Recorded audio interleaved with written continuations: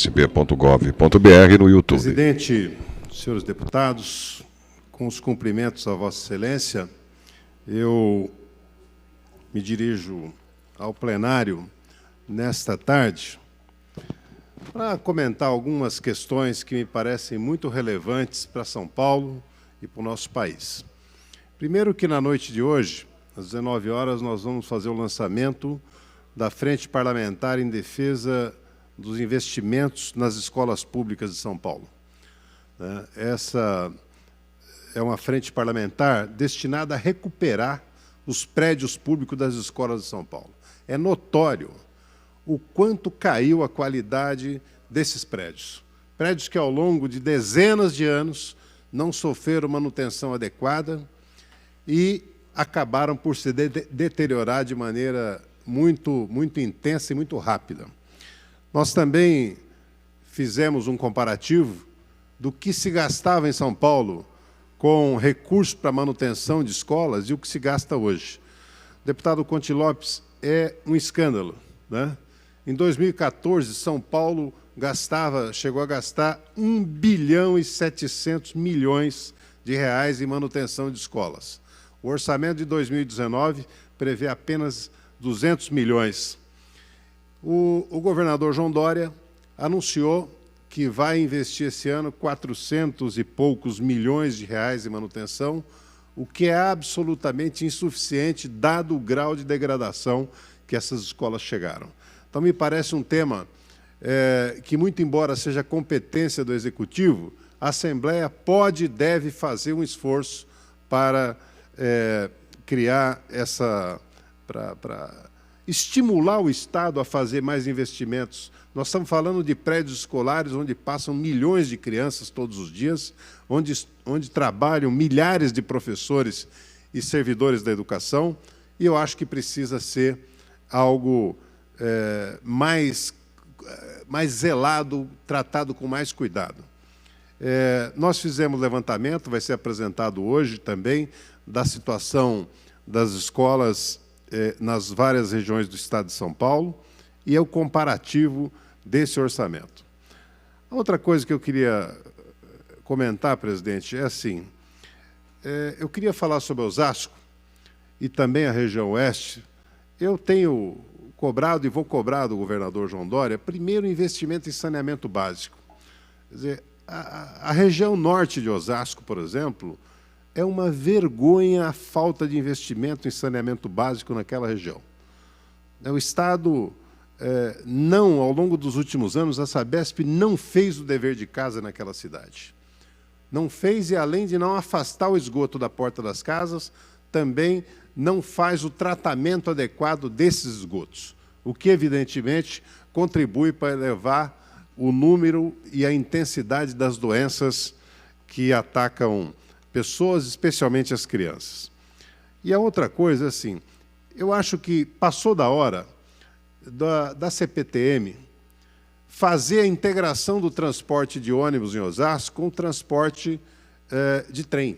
As pessoas, tanto da Zona Norte quanto da Zona Sul de Osasco, aliás, em Carapicuíba, a mesma coisa, em Barueri, a mesma coisa, em Itapevi, a mesma coisa, em Jandira, a mesma coisa, saem dos seus bairros, gastam uma tarifa de ônibus para ir até a estação e, na estação, pagam outra tarifa para chegar ao centro de São Paulo, para chegar na Zona Sul de São Paulo, ou na Avenida Paulista, onde muitos trabalham. Pois bem, qual é a reivindicação, que me parece mais do que lógico? É se fazer a integração do sistema. É as pessoas, com uma só tarifa, sair do seu bairro e chegar no seu trabalho pagando apenas uma tarifa. Eu acho que o Estado, tudo que puder fazer para minorar o sofrimento das pessoas, dos trabalhadores, desempregados hoje, ele tem que fazer. Não é fácil a situação das pessoas. O desemprego atingiu um patamar altíssimo, o custo de vida nem se fala. Então, é hora realmente da gente trabalhar isso com toda energia. E eu peço que o governo do Estado estude essa questão com carinho, né?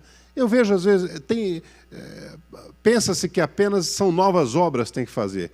Nesse caso, não se trata de obras, se trata de investimento que acaba virando um pouco distribuição de renda. Ou seja, quando você faz com que o trabalhador gaste menos com o serviço que ele precisa, como de transporte, você está contribuindo para a melhoria das condições de vida daquela pessoa. Eu queria também tratar, presidente, de um tema que, muito embora não seja municipal, é um tema, não é estadual, não é nem nacional, é um tema de caráter internacional. Olha, eu, como a maioria dos brasileiros, estou indignado com o que está acontecendo com a nossa Amazônia e com a permissividade desse governo. Como o governo está vendo a Amazônia ser consumida por chamas, as declarações do presidente, como sempre, estimulam esse tipo de coisa, e nós estamos falando de um patrimônio que é um patrimônio da humanidade. É o maior pulmão verde que esse mundo tem. E nós temos um dever de fazer com que as novas gerações possam usufruir. O mundo sem a Amazônia vai ser um mundo muito pior do que o que nós temos. Então, nós precisamos trabalhar. É escandaloso o aumento de quase 300% de um ano para outro na devastação, no desmatamento da Amazônia. Agora, ontem, no dia de ontem, segunda-feira melhor, os fazendeiros da região do sul do Pará criaram o Dia do Fogo, que era o dia de tocar fogo na floresta para expandir a agricultura ou a pecuária para aquelas regiões. Então, eu acho que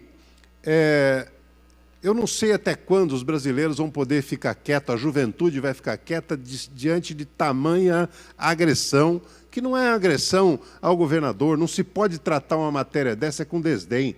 Essa é uma matéria que interessa a vida de todo mundo.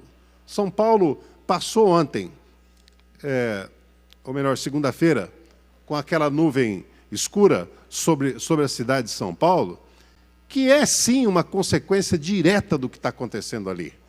Mas talvez sirva para mostrar que quem mora em São Paulo tem que se preocupar com a Amazônia.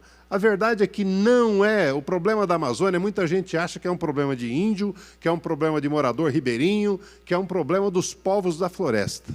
É também, e eles que moram ali, eles que cuidam ali, e a vida deles é ali, nós temos que olhar para essas pessoas com carinho. Agora, a devastação da Amazônia vai custar caro para os ribeirinhos, para os moradores da floresta, e vai custar caro para os grandes centros urbanos que vão perceber os seus ecossistemas alterados por conta dessa irresponsabilidade. Acho que hoje o mundo inteiro já olha essa questão com muita preocupação, porque o governo que nós temos é um governo que não se sensibiliza com esse tipo de causa. Eu quero dizer também que hoje, com muita tristeza, eu vi o anúncio de que o presidente da República vai privatizar os Correios e até a Casa da Moeda. É a nova moda do Brasil. É privatizar tudo, é vender o patrimônio público. Sabe, o Paulo Guedes se comporta mais como um vendedor ambulante, um arrematador de patrimônio público do que como ministro da Fazenda. Eu acho que o ministro da Fazenda deveria estar preocupado em criar as condições para o país crescer, gerar emprego, gerar estabilidade. Agora, tudo que ele pensa é em vender patrimônio. O que ele vai vender depois que não tiver mais Correios, não tiver mais Petrobras, não tiver mais Banco do Brasil? Vai vender o que mais? Vai vender a terra do Brasil? Vai vender a nossa gente? Vai vender o quê? Então, esse tipo de coisa, me parece que é assim, olha, nós estamos diante de um governo que não tem qualquer sensibilidade. E um governo que trata com chacota temas que são do maior interesse, inclusive dizendo respeito às mulheres, à juventude, sabe, a parte do país que merece todo o respeito dos governantes. Eu queria finalizar comentando brevemente aqui a fala do meu colega deputado Castelo Branco, dizer o seguinte, ó, presidente, se um dia eu tiver um biógrafo, alguém para contar a minha história, sabe, eu queria que fosse o Castelo Branco, porque ele conta com a maestria, né, e ele, às vezes, elogia tanto, inclusive, às vezes, quem não merece tanto.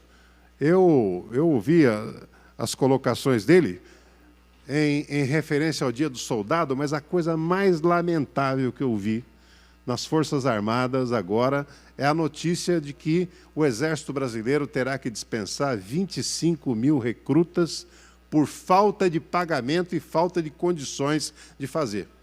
Quer dizer, um país que abandona suas Forças Armadas a essa, não moderniza, não atua. O que os estados estão fazendo com a Polícia Militar e Civil, o governo brasileiro está fazendo com as Forças Armadas, o que é realmente lamentável. São essas palavras dessa tarde, senhor presidente, senhores deputados.